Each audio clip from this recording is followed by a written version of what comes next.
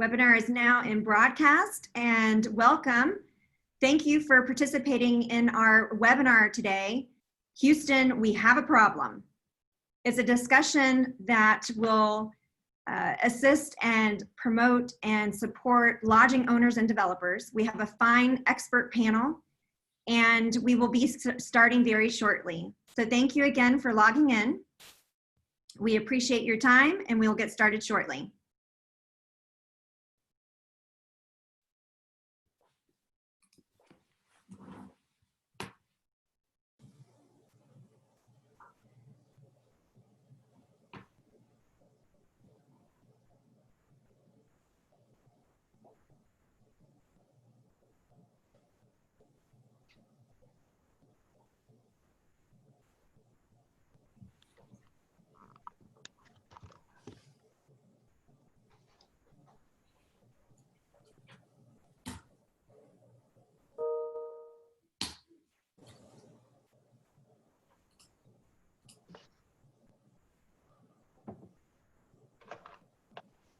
Once again, welcome to our webinar, Houston, we have a problem. Have we had a hospitality price discovery yet? It is sponsored today by Sales Boost. Welcome. We will be getting started shortly as we have our attendees log in. Thank you again. We look forward to a lively conversation. As you are logging in and getting settled, please be sure to maximize your screen and turn up your volume. We also encourage you to change your view to gallery view. It is in the right corner of your toolbar, and you're able to see all of our panelists in that view. That's highly recommended. Again, it's called gallery view. It looks like a Rubik's Cube or a grid. We will be getting started shortly. Thank you once again.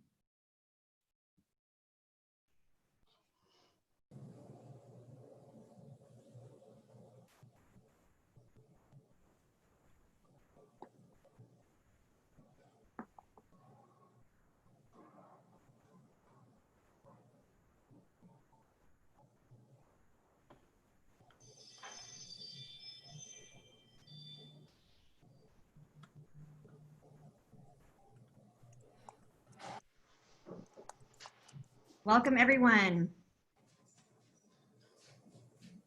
So as we start, we have folks dialing in from across the country. We would love to hear from you.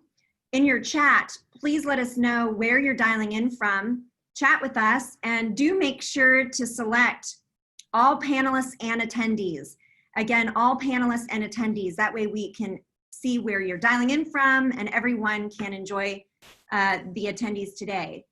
In addition to that, you'll use the chat throughout the conversation to ask questions and chat with us as we go through the discussion today. We've got folks dialing in from New York City and New Jersey, Parkland, Florida, which is fantastic. Phoenix, Arizona. I heard it's extremely hot. I think 111 there today.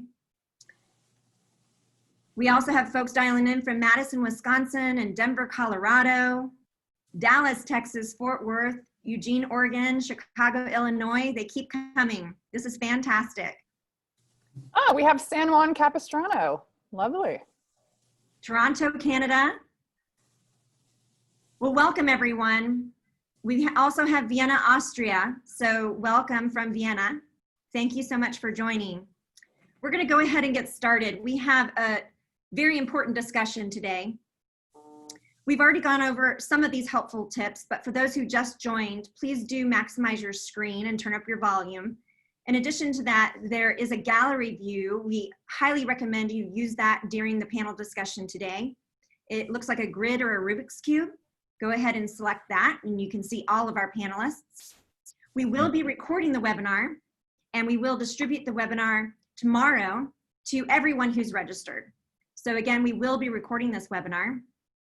In addition, we're going to be taking your chats and Q&A throughout the discussion. We'll also have time for Q&A towards the end. So feel free to use your chat and talk with us throughout the entire time, and we'll monitor and we'll make sure to get to everyone's questions. The webinar today is sponsored by Sales Boost, and we are proud to deliver this discussion to you. Sales Boost is a revolutionary, skill-based online training and coaching platform, and we are all about boosting confidence, performance, and most importantly, results. We aim to accelerate the performance of your human capital. We would be happy and honored to speak with any of you, and we'll be sure to provide our contact information. With that being said, we'd like to introduce our fine panelists for today.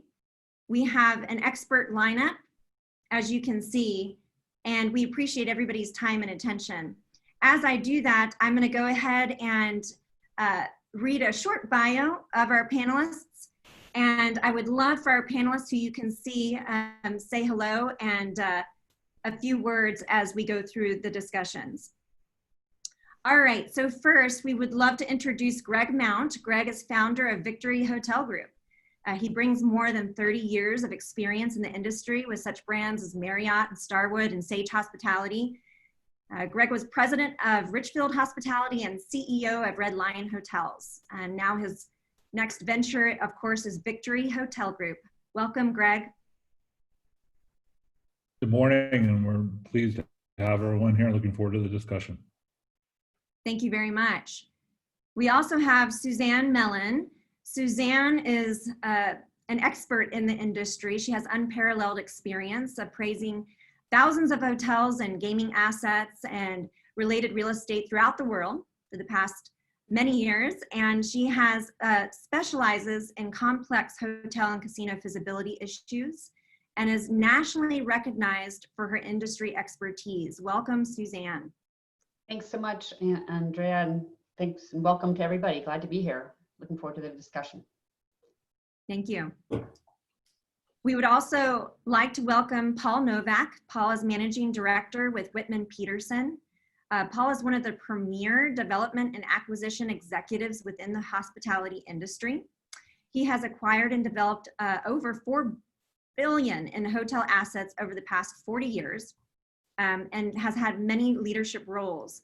His extensive experience in the acquisition and development of hotel assets will definitely enrich the conversation today.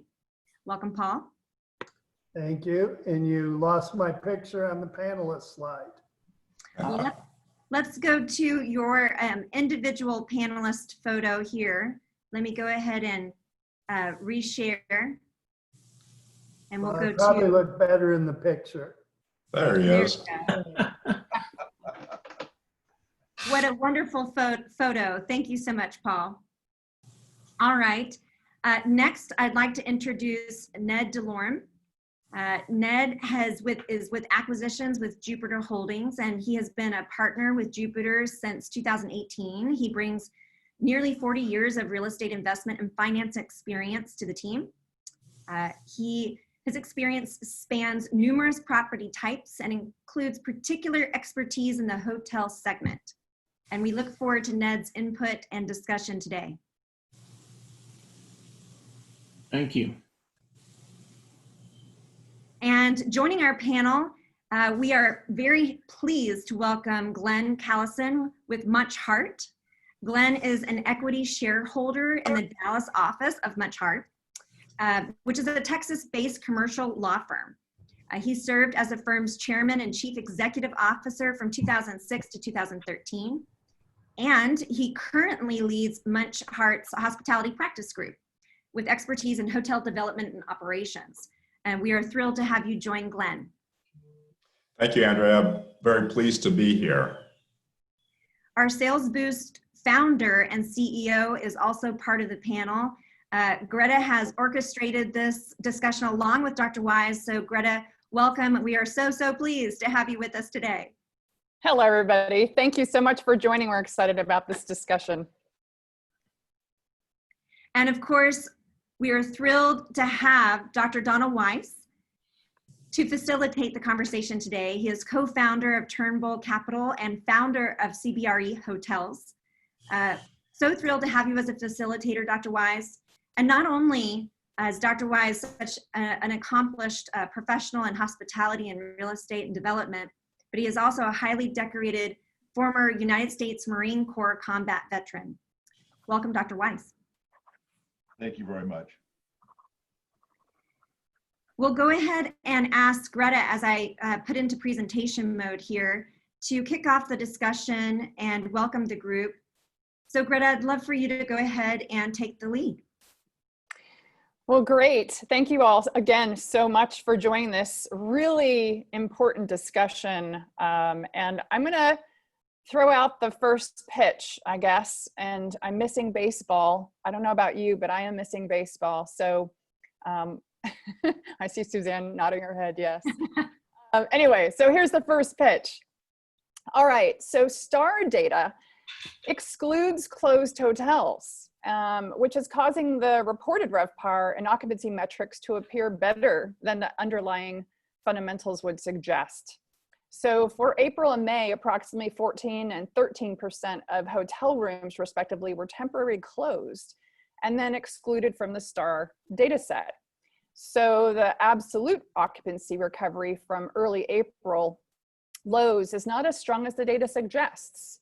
So what does everyone say about that, about all the RevPAR index and the closings and how that changes how you're viewing your value of the hotels and the assets?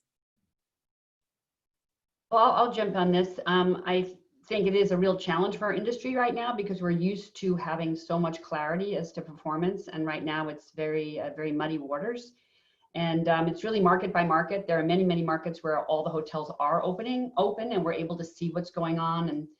And those are the markets where, you know, performance is recovering and people are feeling more confident. But the major urban markets it's very tough. And, you know, it's just, people are going to have to just make their own, you know, find their own way on the performance if they're looking at individual assets and whether they want to invest in those markets and really time what's going to be happening. And the challenge is, as we all know, is what's going on with the pandemic, and no one really knows when group demand is going to return, and even commercial demand in these urban centers. So it's very difficult right now. I mean, everybody can do their own modeling and forecasting, but it's still, there's such lack of clarity, which leads to uncertainty, which heightens risk, which makes deals harder to consummate and impacts values and prices. So tough times for certain assets out there.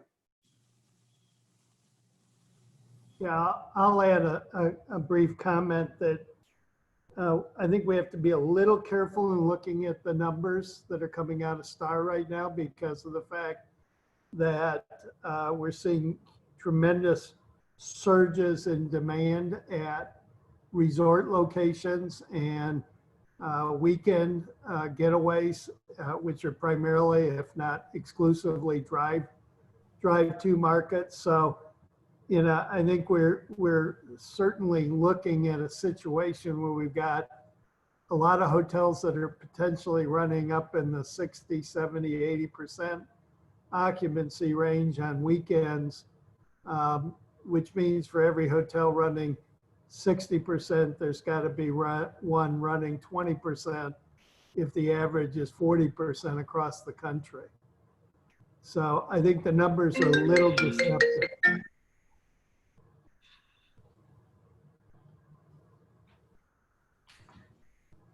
Yeah, I'll agree with Paul. I think at least from firsthand experience, I can say that it seems like drive-to resorts are seeing a very good rebound, but it's very, you know, spotty in the way that appears. I was down in Austin a couple of weekends ago with my family, and we decided just to have a stay at the Omni Barton Creek, and it was fairly full. But I think that's just, there's so much demand there. I also was having a conversation with Dave Johnson at Aimbridge, and he sort of echoed that same thought that Paul just expressed, which is their properties their resort properties in drive-to markets were basically, you know, fully occupied every weekend.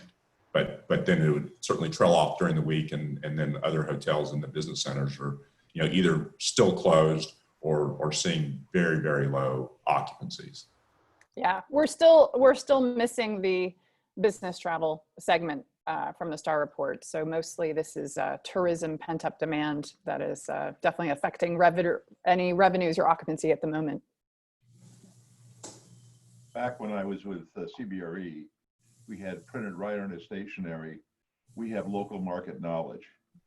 And that's what everyone here is really saying, that every single market is different. As Paul pointed out, you know, there's a disproportionate amount of properties that are obviously doing very poorly in the commercial and business section. Whereas even during the pandemic, when we had lockdown in California, we had a handful of resorts that were running 81 and 85% just Saturday and Sunday, because people just wanted to get out of Dodge, so to speak. So, you know, everyone is singing the same song. I mean, it's market by market, and some of these flaws will come out over time, of course.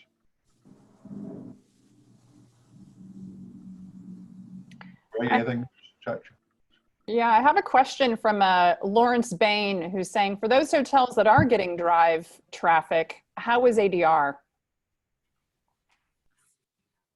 You know, interestingly enough, we're looking at a portfolio right now, about 16 courtyards and residence inns that we have under contract. And it's actually very interesting when you look at their performance currently. And I think if you look at I think we all understand that the extended stay has done fairly well as a segment, throughout this time. But I think second to that is really kind of this mid-scale, well-branded secondary market hotels. And what we're seeing actually is we're seeing that the occupancies have dropped about 50%. But interestingly enough, the ADRs have only dropped about 5%, which I think is a good indication that as recovery starts to come along, that at least from what we've seen, that the bigger brands are maintaining their rate integrity. And I think as long as they're able to hold that and at the same time combine it with what we've seen, which has been about a 50% flex in their expenses, I think at least positions them well to start to emerge. I think markets where you're seeing real challenges are some of these bigger MSAs, gateway cities. I think New York is a great example. We've looked at a number of deals there, but I quite honestly think that the leases and the lease escalations, as well as the union work rules, are having a huge impact on the valuations of those hotels and their ability to recover. And I think you're going to see that for quite some time. Ned, you want to make a comment? Well, I don't have good visibility on what's going on day to day. I mean, we're looking at some deals where we're obviously seeing a major drop off, but I have seen, just to echo what Greg said, the rate doesn't seem to have dropped as much, but occupancy obviously did fall off the cliff. So hopefully there's enough pent up demand out there to bring the top line back to life. Just don't know when that happens.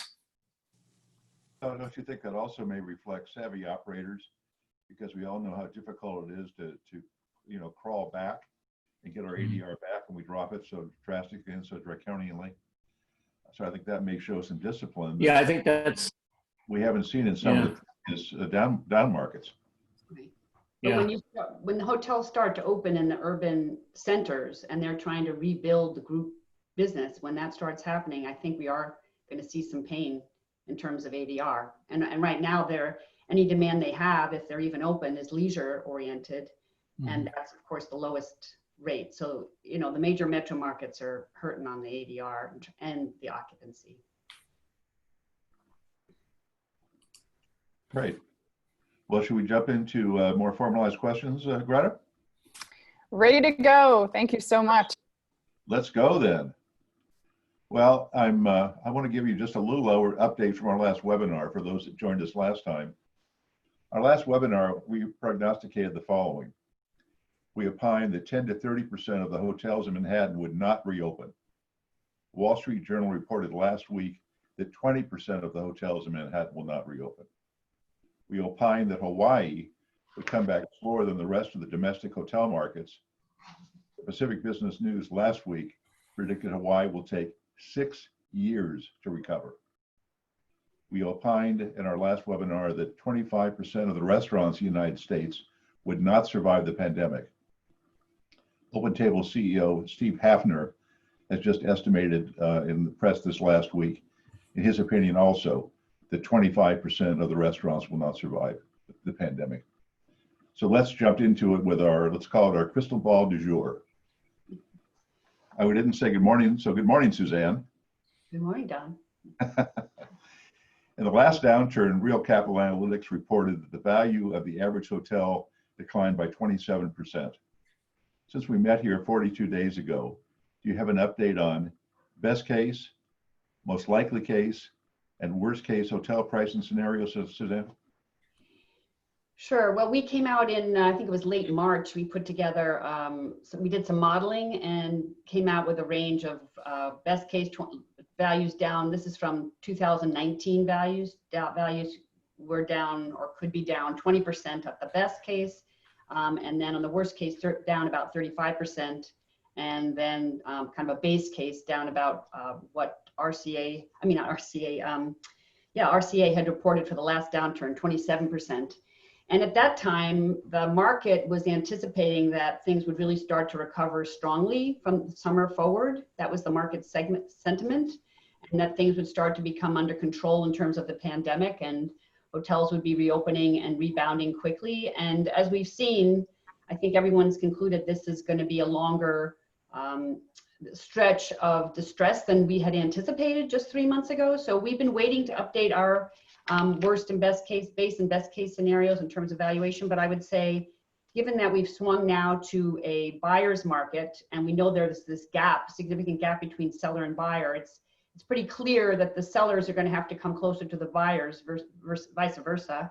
And that's going to impact where values ultimately fall out. I think as some of the, again, the select service hotels, extended stay hotels, and secondary and tertiary markets are doing well. Some of them are rebounding pretty well, and we think they're over the worst. So those are the hotels that are going to experience the least value impact. But the pain in the urban markets is going to be very protracted, and we're seeing just the fact that people are going to have to fund these hotels, whether they're open or closed. There's just huge amounts of capital that's being spent every day to just keep these hotels alive, so to speak. And when people, if you start doing the math and you try and figure out, well, when can that group demand, when can that urban demand come back, and you just do your modeling, the valuation is, impact is pretty severe. So we haven't concluded, but we could definitely see that the upper end of that range in terms of value decline could worsen. So that, you know, you're hearing, I'm sure many of you have heard, you hear price declines of 40%, 50%,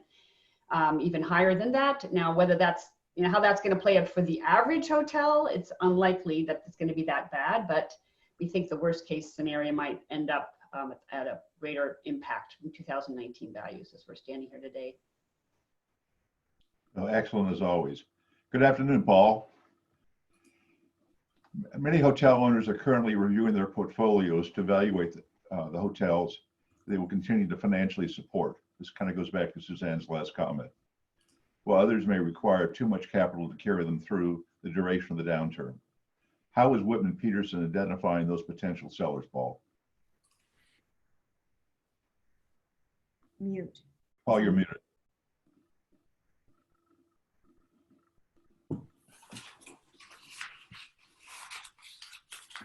Sorry about that. All right. No, At the moment, we're simply trying to reach out to most of the national hotel brokers throughout the country and staying in contact with them. They are, for the most part, very, very close to a number of the lenders, both locally, regionally, and nationally, as well as the special servicers. But everybody we talk to says that while they're doing a tremendous number of BOVs, they honestly do not think anything's going to really come to the market in any magnitude for at least another 3 to 6 months. So we're really just trying to monitor and make sure that people are aware that we have a significant amount of dry powder to step in and help recapitalize a hotel owner if that's what the route to go, or to potentially simply buy the asset from a lender. that's excellent. We'll come back on a couple of things later on as well. Good morning, Greg. Hey, good morning. The hotel industry faces an uphill battle as America continues to reopen. Industry is currently losing more than $2 billion a week. The hotel arena and 70% of our workers have either been laid off or have been furloughed during the pandemic. There's no question that the impact of this is significant and will have a residual effect for the foreseeable future for quite some time. However, as a responsible owner, brand, and operator, what are our obligations to both our consumers and our associates alike, Greg? Yeah, I think that we do have obligation here. That there's definitely, we're starting to run into a few. There's definitely some mavericks out there. There's a considerable amount of equity sitting on the sideline. I think the last I read is like $900 billion sitting out there looking for opportunities. But I think that we have an obligation just from the ethos of our industry to kind of look at things and understand that it's not just about remaining in bed. And I had an opportunity to travel for a week and stayed in a number of branded and unbranded hotels and secondary, tertiary, and some gateway cities. And it was very, very clear that our industry currently, even with the support of some of these larger brands, are really missing the boat as it relates to the consumer. These consumers that are out there traveling right now are not getting communicated to.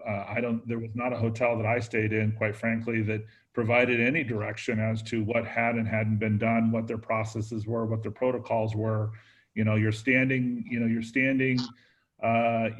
6 feet away from someone behind a plexiglass, and that's really the only interaction you have in some 4-star hotels. And I think it's extremely impactful. I think there are things that are coming along the IWBI, which is the International Well Building Institute, is looking at some certification. I think you're going to see the online travel agents start to take a stronger look at hotels that have some type of third-party certification that can communicate with guests. And then on top of that, communicating with your own associates. I think that education is going to become a really big part of what needs to happen out there. And frankly, at this point, we're just not seeing it. It's not about just putting up a pop-up cardboard stand in a room or in a lobby. There's a lot more to it. And I think we have a responsibility in that vein as hoteliers to do that. And as I mentioned before, there's been a tremendous amount of flex as it relates to the cost, but I don't know that that's completely sustainable because at some point it's got to be a little bit more about roping off your lobby with police yellow tape so people can't go in there and sit. I mean, it's just amazing some of the things that I've seen in some hotels as we've gotten around and looked at hotels and kind of experienced what they're giving right now. So my hope is that while I know each owners and brands and OTAs and everyone's kind of running out there to put together their own solution towards what they're seeing, I think there's a broader scope to it, and I think that scope is to remember what our industry is about, remember what we're founded on. I've been in this industry almost 30 years, and I go back to the days of when remembering as a young manager in a hotel and having Bill Marriott talk about what's important for the guest experience. And I think we're losing, some line of sight in that as we kind of emerge through this. Those are excellent real-world comments. As you recall, my last comment, our last webinar was, we should never forget that we are in the hospitality industry. That's kind of important here. Good morning, Ned. Ned, are we there? There you go. I'm unmuted. Good, just checking. I'm still here. According to TREP, hotel delinquency rate jumped from 2.71% in April to an astonishing 19.13% in May. Are you seeing non-performing loans yet, or is it frankly too early, Ned? Well, we're seeing some, but I think it's more an exercise in price discovery on the part of lenders. So we're seeing some lenders take paper to the market, but I think they're just trying to establish a price so that they can do discounted payoff with their borrower. We've seen that in a couple of instances. And generally speaking, the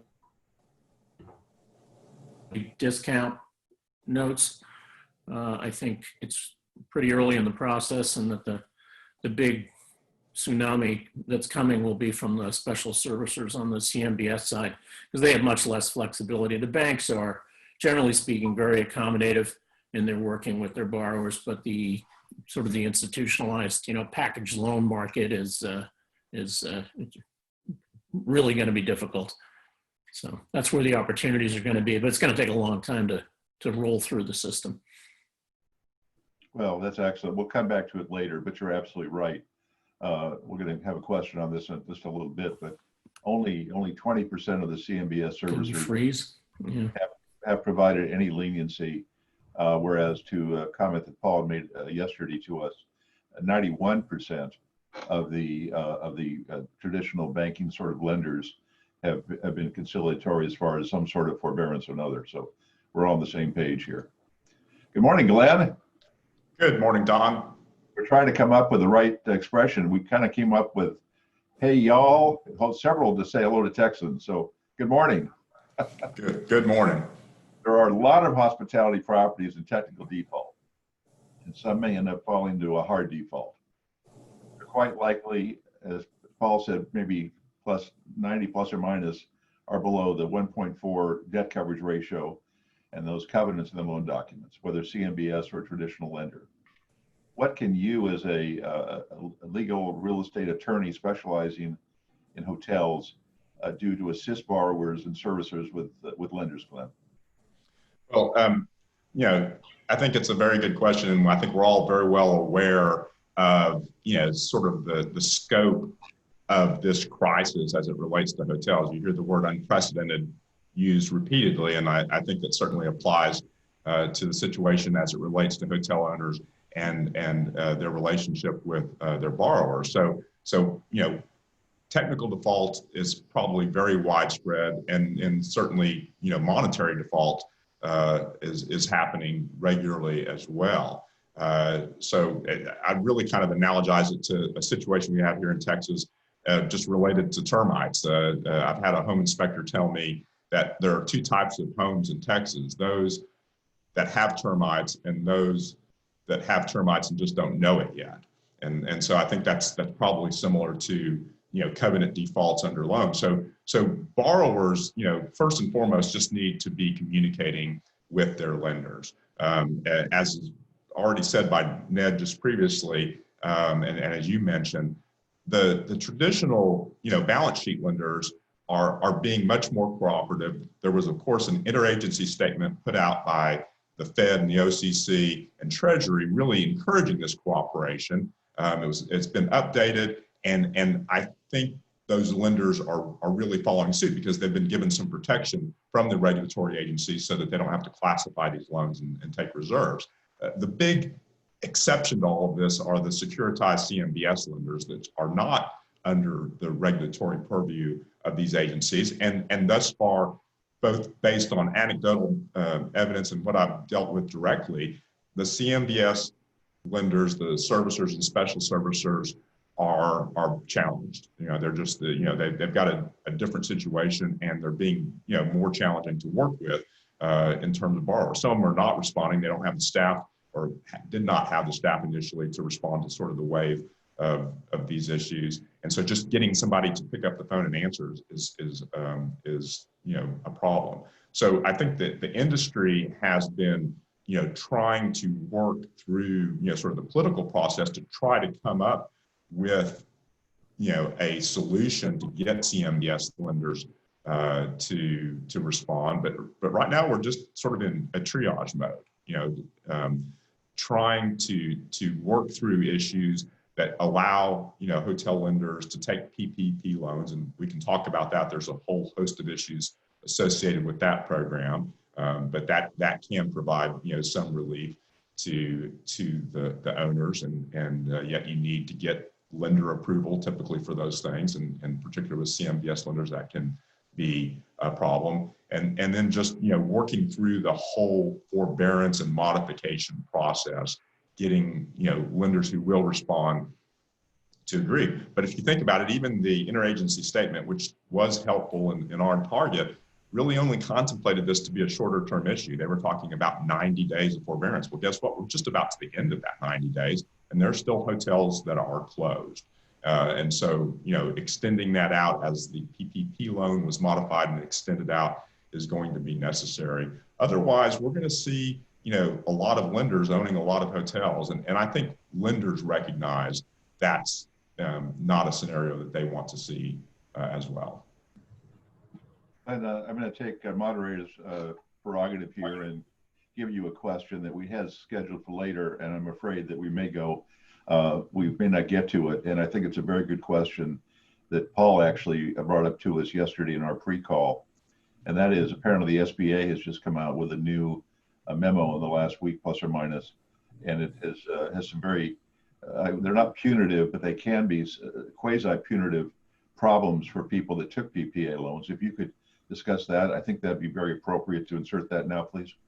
Of course. So, the PPP loan program was, perhaps a good thought, but, the execution has been troubling, to say the least. It's constantly changed. You couldn't really figure out, who was the right borrower. And so they did make modifications. They had the provisions in there relating to the, 75% needed to be used for employment costs, and then the repayment period, the forgiveness was, tied to a relatively short period. But they came back and modified that and made it more appealing. Well, because of some, sort of high-profile situations, and some of which were tied to the hospitality industry, there started to build sort of a backlash, a populist backlash to whether or not those parties that were getting approved for the PPP loans and taking the money were appropriate, borrowers for the program. And so just last Friday,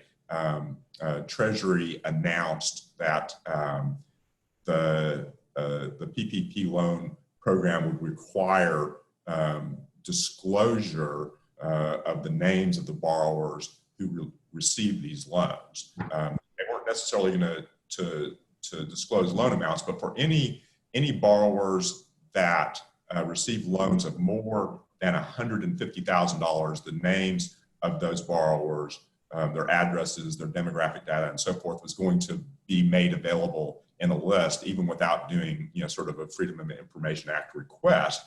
And so, the concern obviously is for borrowers, whether they be, private equity or other non-public entities, having sort of that information out there and being subject to scrutiny, as to whether or not they really needed the loan, even though they went through, the guidelines, they answered the questions, made the certifications as to, the need of the loan, and were, able to get those proceeds.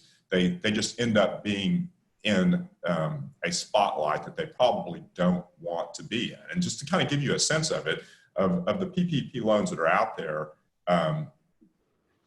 only 15% of the loans made are over $150,000, but it represents 75% of the loan funds that were put out. And so it's a large amount of money, and you can, I think, make a good case that there's no, industry segment more impacted, or it has impacted to the degree of the hospitality industry. And so the availability of these funds ends up being, a very, necessary thing to try to maintain the employment as sort of the first priority, but just, the viability of so many hotel assets out there. And so this added, sort of level of disclosure, and it was really, a bipartisan sort of pressure put on Treasury that caused them to release these names, because ordinarily under, sort of SBA, loan guidelines, you would not be required to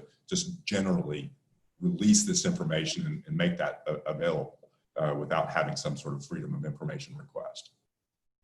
Yeah, and when they did modify it, and they established the limit of $2 million and said they wouldn't audit any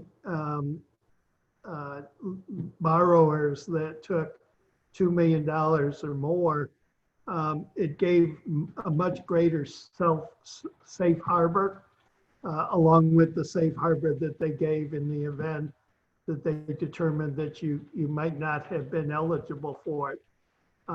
It's really unfortunate because so much of the PPA language and the structure was done by AHLA for the purposes of benefiting individual hotel owners. And that has almost entirely been, not entirely, but has dramatically been taken away from the hotel industry at this point based on the ruling on Friday, with the disclosure of anyone taking over 150,000. Not that it means you shouldn't have, but it just means, like Glenn said, you're opened up for a lot of scrutiny, and a lot of investors, owners simply aren't going to want to have to defend themselves within the media when the media will be coming at them with all guns loaded. So, you know, the whole purpose of the non-affiliation rules and much of the other stuff that was put in largely at the request of AHLA, in lieu of the the money allocated to the airlines. In retrospect, there should have been probably a bulk fund designated for hotels without the stipulations that have now applied to the PPP. So the airlines have gotten all this tremendous financial support when they have the same capabilities of many to go out and raise capital and don't necessarily need, could argue they didn't really need the money. So it'll be interesting to see what happens. Now there's talk of trying to stimulate the hotel industry by giving individuals $4,000 as an allowance to go travel, which I find a very bizarre in the sense that I don't know how you ever enforce it.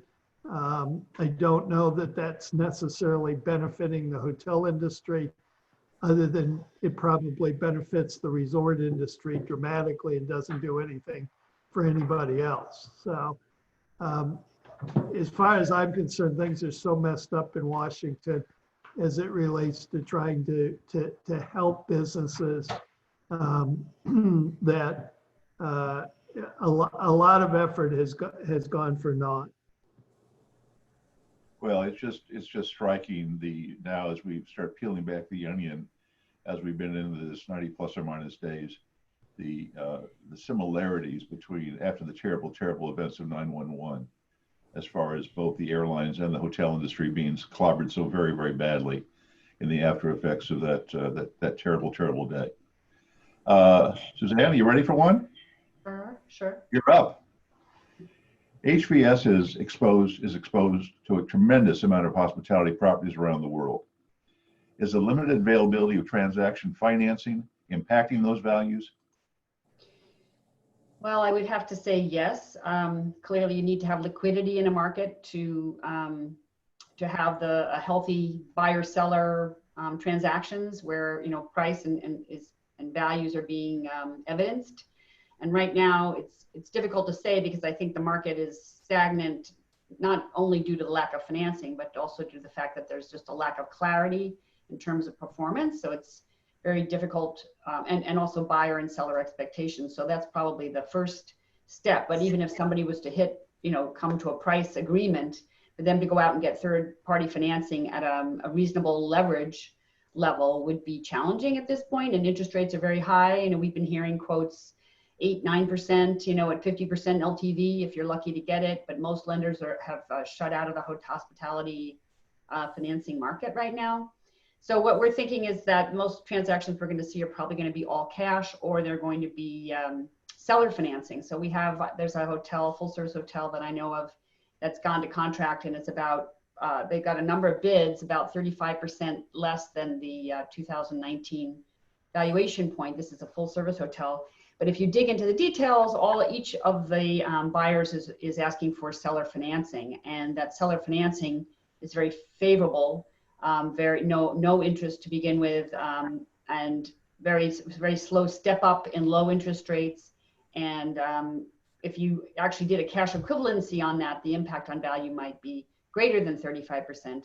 But seller financing may become the market. And as you know, as appraisers, we're supposed to assume all cash to the seller, which, you know, the underlying premise is that there would be some kind of third-party financing, but the market could actually turn to mostly seller financing for certain kinds of assets.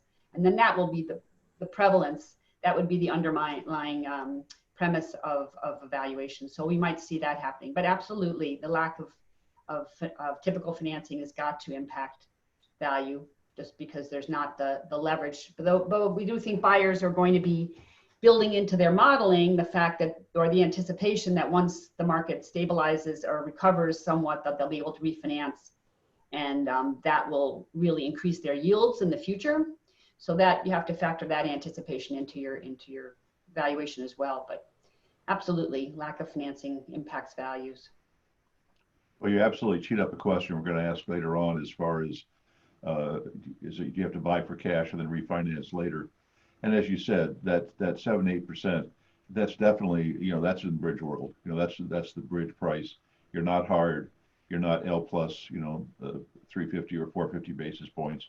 You're definitely in that bridge category. And frankly, you know, right now, a 50% LTC, LTV, you know, that's the way the world is. That's not unrealistic by a lender. You know, I mean, that is risk capital in many, many ways. So excellent overview as always, Suzanne. If I could add something there, real quick, I think that, you know, we've been some debt quotes, surprisingly. I mean, we've underwritten the acquisitions that we're pursuing right now, all equity. But obviously, you know, if we're able to get, you know, 50, 60% leverage on them, you know, it really, you know, helps the deal significantly. And interestingly enough, we're getting quotes. And I think a lot of it has to do based on the basis. I think that lenders are seeing that, you know, there may be some good opportunities out there that are worthwhile participating in. Obviously, the reserves are going to have to be a little bit more aggressive than they have in the past. You know, the interest rates are probably around between 8 to 9%. But again, that's less costly than equity. So I think, you know, I think you're gonna see some participation out there in that. We're seeing it. But again, they're very focused on, you know, specific segments, you know, primarily kind of in that mid-scale marketplace, you know, branded, you know, assets with long-term franchise agreements or otherwise. Well, and also in all fairness, Greg, they're looking at the sponsorship, and you've obviously put together a very credible group. So that's going to weigh very, very heavily with the lender as well. Yeah, I agree, Don. It's the sponsorship and the relationship that the sponsor has with a variety of different lenders out there.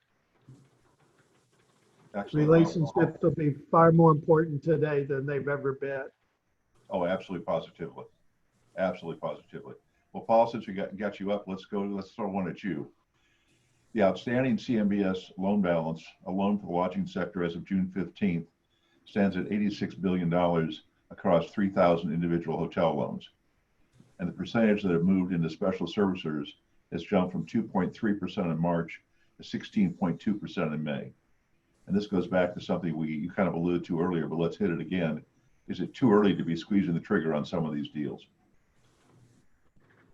Well, I actually have not seen a whole lot of stuff come to the market. So I'm not sure that even if we wanted to squeeze the trigger, there's much of anything to squeeze the trigger on. In the last few weeks, I've seen quite a few loan sales coming to market, but for the most part, as we dig into it, they're really looking for almost 100% par on the loans, and it makes no sense to buy a hotel loan, in my opinion, today at 100% par. We've seen almost nothing, at least I haven't, and I'm on the list, the blast list for everybody. Hodges, CBRE, HREC, HFF, the entire group of hotel brokers out there who are the ones that are actually going to see these things.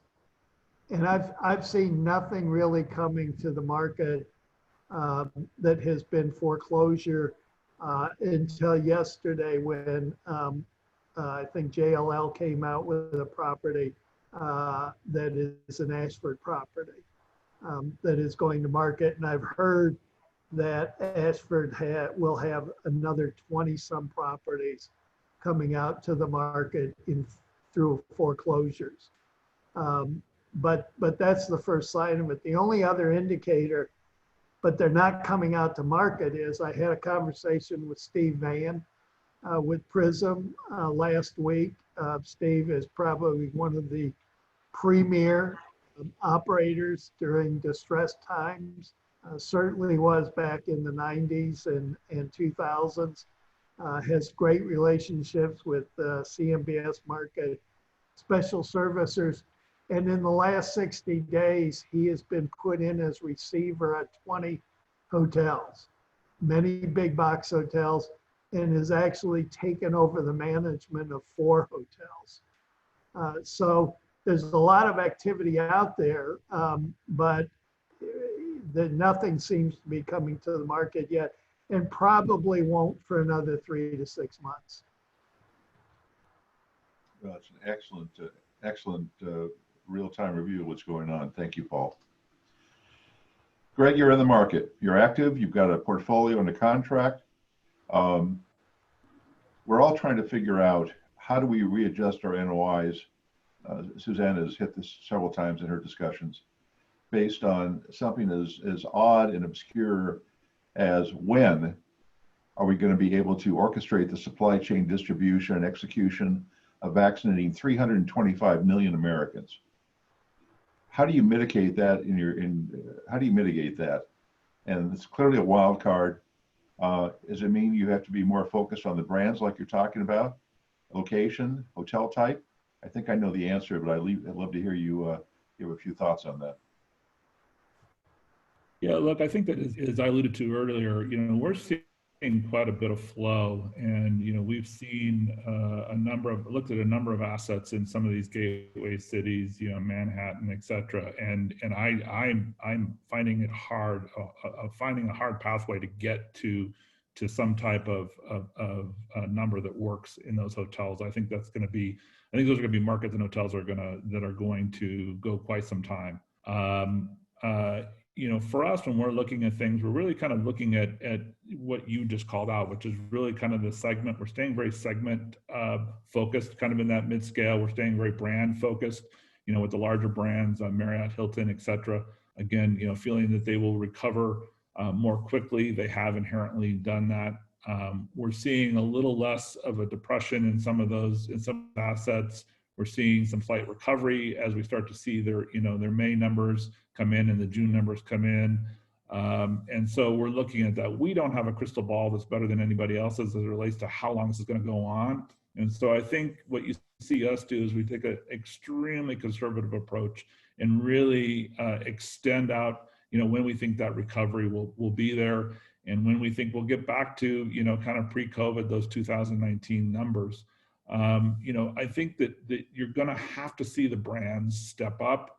I think they're going to have to help the hotels and their systems restabilize. I think they're going to have to look at their costs and their fees and understand that they may not be able to charge those going forward. They're going to have to relax some of the PIP activity that they've inherently driven on these hotels for a number of years. And really kind of scale that back. And so I think as we reach out there, we're really looking to make this a partnership with the brands, and because we're going to need them to be able to succeed. And then at the same time, I think that we're looking at indicators in specific markets. So a lot of the hotels that we're looking at have demand generators that have inherently continued through good times and bad, whether that be military bases, or other manufacturing that continues to be sustainable and moving along. And so we really focus on those things for the most part. And lastly, You know, I think single asset transactions are going to be difficult. I prefer portfolio transactions, quite honestly, because if I have a couple of them that suffer, you know, the bulk of the portfolio tends to help with that, you know, through those times. That's an excellent overview. It's kind of interesting listening to you speak. I was trained at Cornell for 2 summers by a pretty good friend of Suzanne's, a guy named Steve Rushmore. Anybody ever heard of him? And Steve taught me a couple things, but one of them was the most important thing to look at when buying or selling a hotel is barriers to entry. And I think, Greg, what you just identified is a hybrid of that concept from the standpoint, it's not barriers to entry so much, because obviously we have inherent barriers to entry by this vaccine, probably the virus that we never anticipated. But it does indicate that you're exactly right. Having those demand generators, which are there, they're going to be there, the good times and bad. That's in the same category as Steve's comment about barriers to entry, frankly. It really is, you know. Hey, Don, Yeah, go ahead. add a little levity to your Please. report. I think that there's a classic saying that goes way, way back. I don't remember if it was Steve that made the comment that the industry's not overbuilt, it's under demolished. Demolished. That wish may finally be coming true. Well, you know, we've all said that, you know, 10% probably plus or minus at least of the functionally obsolete boxes, exterior quarters, etc., they just are going to be converted to something else. You know, senior housing, student housing, perhaps homeless situations if they're really in tough enough condition or neighborhoods, etc., etc., etc. I think we've got a question, room for about one more question before I think Greta would like to field some questions from the audience. So I think let's, Ned, I think you're up here. Okay. Okay. Far away. I'm thinking of seeing what I would call a bifurcation, Ned, in the timing of the market recovery. Mm-hmm. For example, there currently appears to be more capital targeting select service and extended stay, and I actually wrote that before Greg's comments earlier, because investors believe that that sector can recover faster. You and I have had numerous discussions on various subjects over the last couple of years. How is Jupiter Holdings approaching this in your acquisition scheme? Well, I think, like Greg, our preference would be to end up with a portfolio of well-branded extended stay or select service properties. It's just a different operating model and a different labor model, and it's much more efficient, and you get much better flow through. So, ideally, that's you know where we're looking. We're seeing a lot of different things, but that's where we're sort of focused. We are seeing, you know, full service opportunities, but frankly, just don't know how to evaluate them. It's much more complex, and there's a lot more moving parts. So, you know, our preference would be for select service and a simpler model. I don't know what's going to happen to a lot of the full service boxes, particularly the large ones, which are, you know, hopelessly over indebted based on current numbers.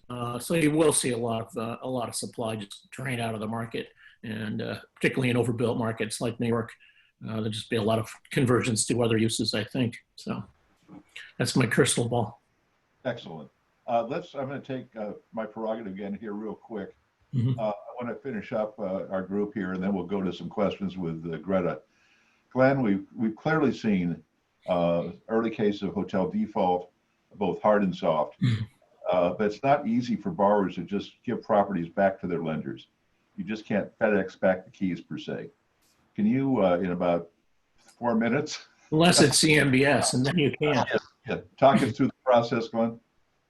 Absolutely. Yeah. So you know, clearly, hotel loans are more than just a piece of real estate securing the loan. It's an operating business, and so for that reason, lenders typically have been hesitant just to step in and take back the property, even when you have a borrower willing to do that, because they're trying to figure out what's going on with the property and the operations and the capital needs and so forth. Now, we have a sort of somewhat unusual circumstance now, because some of this collateral securing the loans is in default, but it's closed, so it's not an operating asset. And so perhaps some of those concerns that the lender might have may not, be as extreme as in an ordinary circumstance. But all that said is I think lenders just tend to be cautious about proceeding to any kind of foreclosure or other remedy to take back collateral until they have an assessment of what's going on at the property. So as I said earlier, the first and foremost thing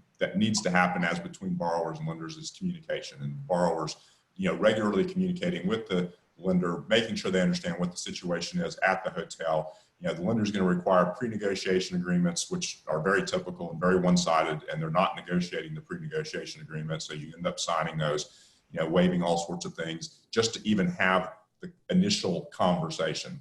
You can go through the steps of trying to get forbearance and loan modification. Maybe it's just a new version of extend and pretend where they're, forbearing on certain payments and adding them to the back end. But for assets where you believe that there is, going to be some value and you're optimistic about the rebound, you might be able to extend the term, and lenders may be willing to consider that. And I'll say lenders that are, likely non-CMBS lenders.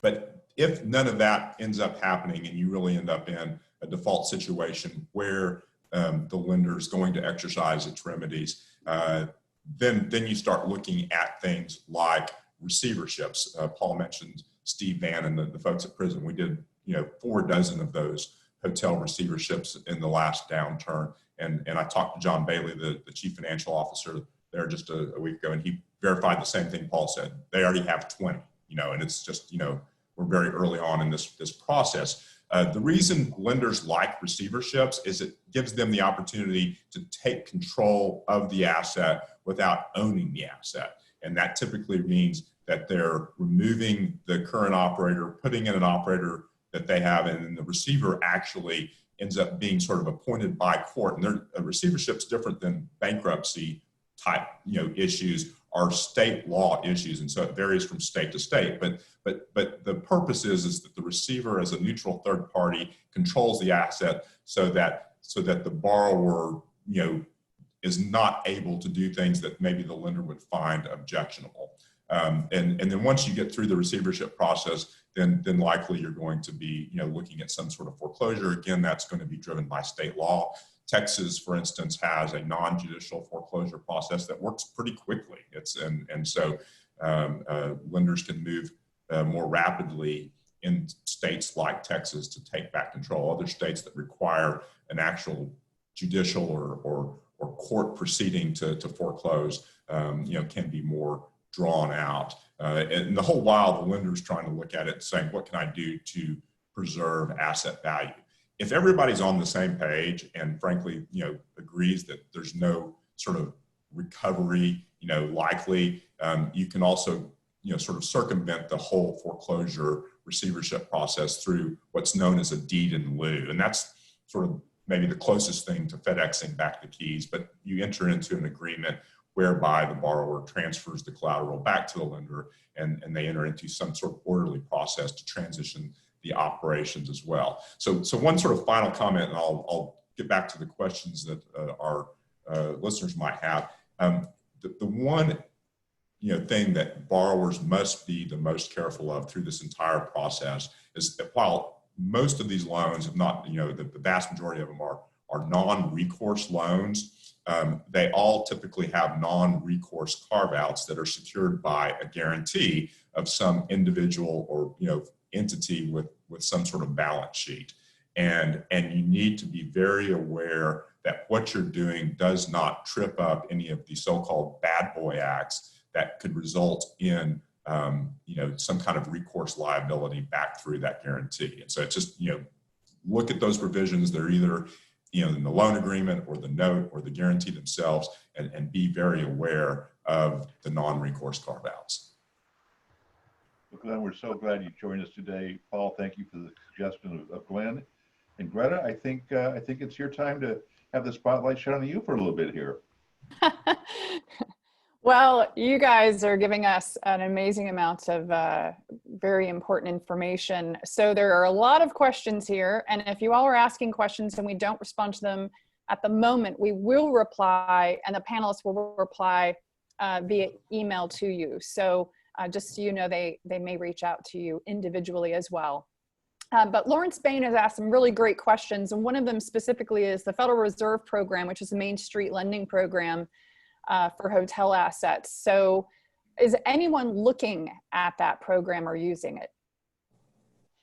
So very quickly, I can just tell you what I know about that. It does not seem to be a good solution for hotel assets or anything that's a real asset-based lending, type platform, because the test for the Main Street lending program is EBITDA based versus more traditional loan to value, debt service coverage ratio type test that you would see for an asset-based loan program.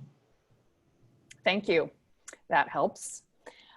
Julie Boyd is asking this. On the changing NOI, how much are you applying to cap versus discount rate? I know that depends, but how are you grappling with the delta between buyers and sellers? That's got Suzanne's name all over it. I was just going to say, I think I'm going to pitch that over to her. Yeah. Well, cap rates, I mean, right now, everybody I think would agree that cap rates are very tough to discern because they're going to be very high on trailing performance and very, very low or negative on current performance. So cap rates, it's hard to say where they're falling out. So, what I think most people are doing, and this is what we're doing, is we're looking at what the discount rates were pre-COVID and then increasing them accordingly, depending on the risk of the asset and what you see going forward, and saying at least the pre-COVID discount rate is sets a baseline. In the last downturn, we looked back at it, discount rates rose an average of about 130 basis points in a 10-year discounted cash flow analysis, as did a terminal cap rates, because when you just swing the pendulum to a buyer's market, all of the underwriting gets a little bit more or less aggressive because they don't have to be as aggressive to consummate a deal. And then people are, even though we think they're going to be elevated, they're not going to be as elevated as everyone thinks, we don't think, because everybody's chasing yield. And there aren't that many other options out there, and people are anticipating refinancing at some point. So, but we are seeing some, an elevation in discount rates. Good, excellent. Great. I think I have one more. So going back to the Main Street loan program, it is an EBITDA metrics, but many hotels have positive EBITDA and therefore may be eligible for those loans. So thank you, Lawrence. Appreciate that. Let's see, who else?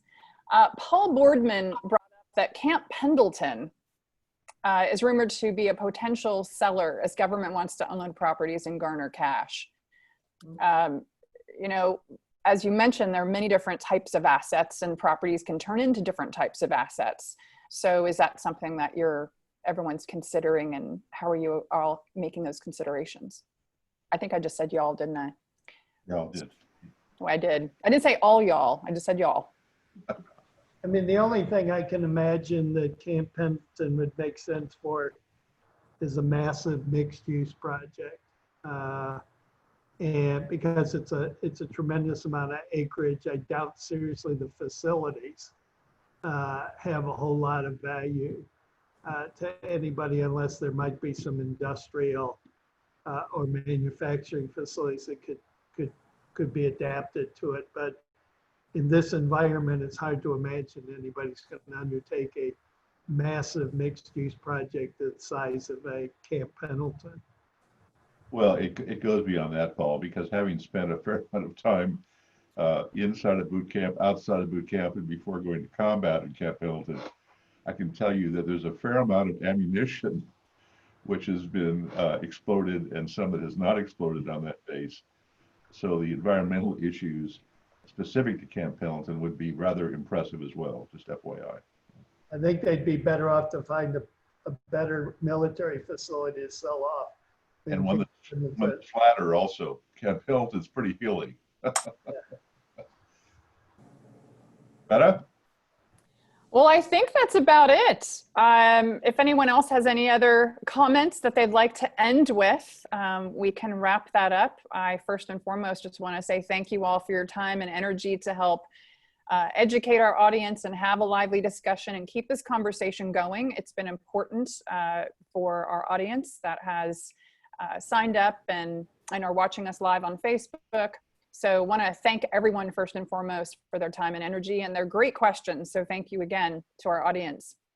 So I'll pitch it back to, let's see, Glenn for his final comments. We talked earlier about just sort of the breadth of this crisis and how it has so significantly impacted our industry. Yet, the thing, and then the wild card obviously that's out there, and I'll again attribute this back to my buddy Dave Johnson, that is it's a science-based issue. It's not just sort of a general economic cycle as we've dealt with in the past, even, external events like 9/11. Ultimately, that worked its way through and it became just more of a typical economic cycle recovery. But here we're still waiting on the science. When will the vaccine be developed? When will we have the contact tracing? When will we be able to roll it out? And that unanswered question obviously creates uncertainty that makes it difficult to predict what a recovery looks like for our industry. That said, the hospitality business is about, meeting the needs of guests and travelers. And there's, I think, a very strong desire for people to get back out there and traveling. So I remain optimistic that if the science will work out, which I believe it will, that we will see some kind of recovery across our industry, and our industry will adapt and it will change as it has in the past to be able to serve the needs of the traveling public. Thank you again for joining us, Glenn. It's been great getting to know you. Paul. Well, I guess the one comment is that this industry has always been very resilient. It has an ability to come back. It's an entrepreneurial business that has always attracted some very sophisticated executives and investors, and we will get through this. I concur with Glenn. I don't know what the timing is. It's interesting. I started to isolate in my home in Key Biscayne, Florida, and within 3 days, I realized this situation was going to last a lot longer than being isolated for 14 days.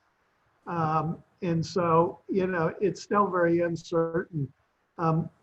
Maybe 42 days from now, we'll have another opportunity to get together and see if there's been much more clarity. Although I'm not sure I'm expecting a whole lot in the next 42 days, but it's really been great to just continue to monitor everybody's thoughts. It certainly has. Thank you very much. Next up, Suzanne. Well, I too have enjoyed having this conversation with everyone. I think we are going to go through a lot of pain. And, unfortunately, we have a lot of unemployment in our industry now. There's a lot of, it's really a very sad time. I totally agree that our industry is resilient. And there's going to be tremendous opportunities for people to make money. The people swoop in when the values of hotels become reduced. And that's the best way to make money in our industry, is to buy low and sell high. But, between now and then, there's going to be a lot of work to be done. And I do have concern for all the employees that have lost their jobs. And hopefully the industry will come back in a robust manner and get people back to work again and get back to hospitality. And I hope I'm concerned about this industry becoming overly commoditized, because I know so many people that are hopping back to VR, vacation rental by owner and Airbnb. And if we're taking out all the heart and all the service of our hotel industry, it becomes more commoditized, and we're just like Airbnb. And so I'm like, oh gosh, I hope that's something that this vaccine can come through, so we can add back the human element and the services, so we can get back to what we really are best at doing, which is providing hospitality. Very well said. And I think to your point with seeing the resorts and how much business they are actually experiencing right now, and seeing the demand, at least for the summer, has been delightful. And to see those rates. So Greg, I know we were talking about this earlier, to see the fact that rates have not really taken that nosedive that we were all very, very concerned that they would. Hotels are actually, hoteliers, whether it's brands, management companies, are doing a really great job maintaining the value of the rooms that they're selling. So that's good news, at least a good indicator. Greg, what are your additional comments? Look, and first, thank you, Greta and Andrea and Sales Boost for sponsoring and put this on. It's really very much appreciated, and I've learned a lot today, as I did in the last call. So thank you as well to Don. It's been a fantastic opportunity. Look, I think there's a lot of equity, as I said, on the sideline waiting to pounce, right? And you know, the pandemic will definitely affect asset values and you know, creating a reset and generational opportunities that you know, that may not happen again for quite some time, and those with available cash, you know, need to take advantage, you know, of the situation. However, you know, these resets of this magnitude, you know, do have a cost well beyond just the price. You know, these opportunities create loss, you know, directly or indirectly to others. So I hope that people start to look for an opportunity, you know, to create success. You won't regret being a decent person. The optics of a cap rate and IRRs and everything else we kind of hold dear and look at will be long forgotten when you reach time to monetize this, but your reputation won't. So I hope people, you know, as they look at this, you know, think about all sides of this, and it can't just be a win-lose situation. Thank you so much, Greg. Ned. Yes, still here. Hi, Ned. Get back in. Oh, do you have any closing comments for us as well? Well, I'd echo what everyone has said. Thank you very much for the invitation and for organizing this. You know, I'm more optimistic than perhaps most. I think there's a lot of not only institutional cash on the sidelines, but just in terms of the consumer's balance sheet. I was just reading some information that says we've actually increased, because of the massive stimulus efforts. We've got $2 trillion sitting around in consumer bank accounts. I think Jamie Dimon said the other day, has never seen such an increase in cash balances, particularly on the smaller accounts. So I'm optimistic there's going to be a snapback. I don't know the extent. I don't know what kind of structural changes there will be to travel. I suspect, if I were to guess, 24 months from now, we'll look back at this and say that it was really an overblown situation, probably exaggerated by bad policy. I don't know if we get a vaccine or not. I'm not, after listening to Fauci yesterday, I think the number that shook out was we have about less than a 10% chance of getting one that actually works. So I think we're just going to have to deal with this and other sort of things that float around the world. That's the downside of having the ability to travel across the planet in 24 hours, I suppose. So on the hotel side, I think it's just going to be a long slog. It's undercapitalized developer owners are going to have some pain, and guys like Blackstone with all the cash will, as usual, make a lot of money. There you go. And with that, we're going to pitch it over to Dr. Wise. Don. Well, I'll close with two thoughts. I think it goes back to what I told Mr. Peter Jennings the first time I was on television on ABC World News Tonight. And I told Mr. Jennings, you are dating yourself. Thank you very much, Ned, ex-friend. I told Peter, the key to the hotel business is putting heads in the beds. And what we have to do to put those heads in the beds. So that's number one. Number two, as I closed last time, we are in the hospitality business. So let's conduct ourselves accordingly.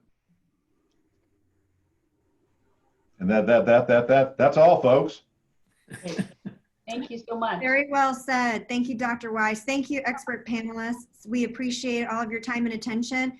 As a reminder, the webinar is recorded and we will send this out to everyone who's registered tomorrow. Thank you, everyone. Have a wonderful afternoon. Thank you. Thanks so much. Bye-bye. Ready.